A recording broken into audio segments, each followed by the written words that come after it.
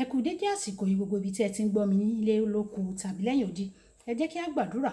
Baba wa Ọlọ́run wa olùfẹ́ wa aláàánú wa látìlẹ́yìn wa ọba tó ń ṣẹ́gun fún wa nílé lóko ní gbogbo ọ̀nà. Ọlọ́run tí kò jẹ́ kí ogun ayé ogun ọ̀tá ẹni mímọ́ kí ó borí wa. Ògo ní forúkọ mímọ́ yín fún àánú àlẹ́ tí oore ọ̀fẹ́ ńlá tí a rí gbà láti torí ọjọ́ ìṣẹ́gun mìíràn.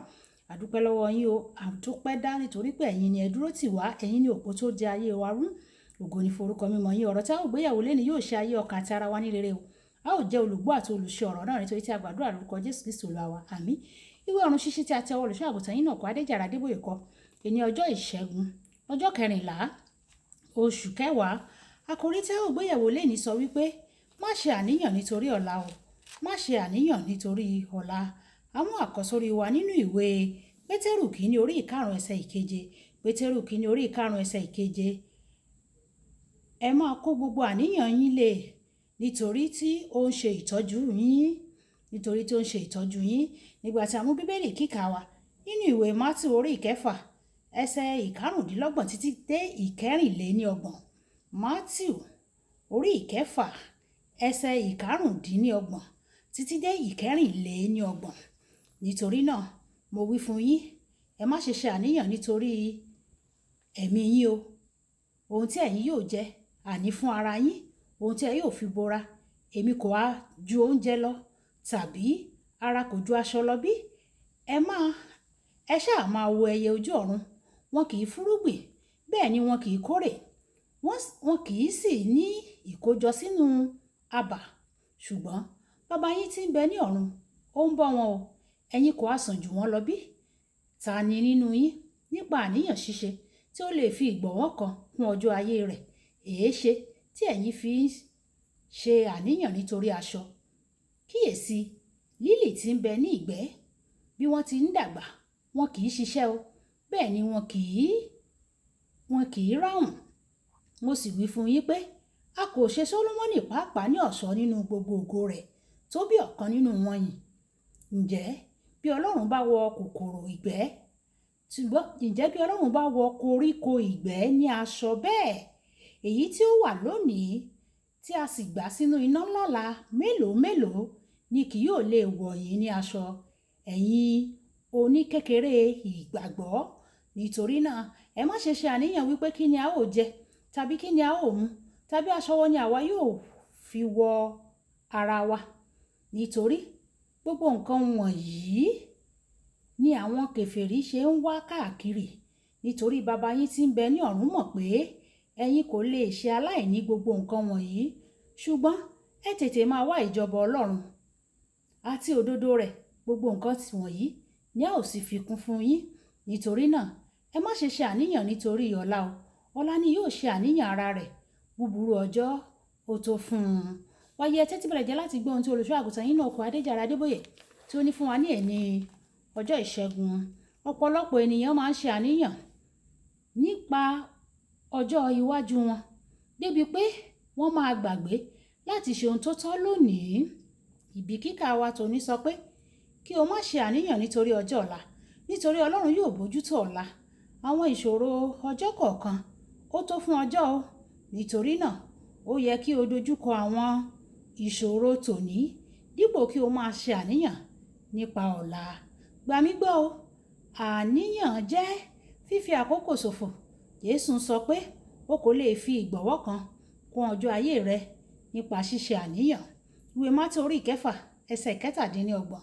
Ṣíṣe àníyàn ó máa ń múni ṣàárẹ̀. Dípò ṣíṣe àníyàn, àwọn onígbàgbọ́ wọ́n gbọ́dọ̀ gbẹ́kẹ̀lé Ọlọ́run pẹ̀lú ọjọ́ iwájú wọn. Ohunkóhun tí o bá fi sí ọwọ́ Ọlọ́run yóò gbèrú, yóò sì tayọ. Má ṣe láíláí rò pé o mọ bí ìwọ ṣe lè mú ọjọ́ ọ̀la rẹ dára. O kò ní òye kankan nípa ohun tó máa ṣẹlẹ̀ ní ọ̀la o. Fún àpẹẹrẹ, ọ̀pọ̀ ènìyàn ló ti ṣe ìlànà pẹ̀lú ìmọ̀ràn ṣáájú kí àjàkálẹ̀ àrùn kòrónà kó tó dé bá gbogbo ènìyàn. Ṣùgbọ́n nítorí àjàkálẹ̀ àrùn náà, wọ́n fi àwọn ohun èlò wọn sílẹ̀. Ọ̀pọ̀lọpọ̀ nǹkan ló wà tí ó ju ohun tí apá rẹ lè ká lọ.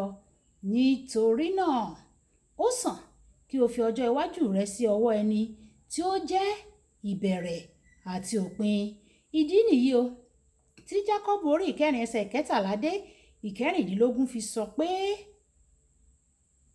tó fi sọ fún ọ pé o kò mọ ohun tó máa ṣẹlẹ̀ ní ọ̀la. Nítorí náà nígbà tí o bá ń sọ̀rọ̀ nípa ọjọ́ iwájú ó yẹ kí o sọ pé ohunkóhun tí ó bá máa ṣẹlẹ̀ ó dá lé ìfẹ́ Ọlọ́run. N kò tíì pé 40 ọdún nígbà tí mo di ààrẹ gbogbogbò àgbà ti ìjọ ìràpadà. Lọ́jọ́ kan mo wo ara mi nínú díngí mo sì rí irun funfun káàkiri orí mi. Mo béèrè lọ́wọ́ Ọlọ́run, Olúwa, báwo ni èyí ṣe ṣẹlẹ̀ báyìí?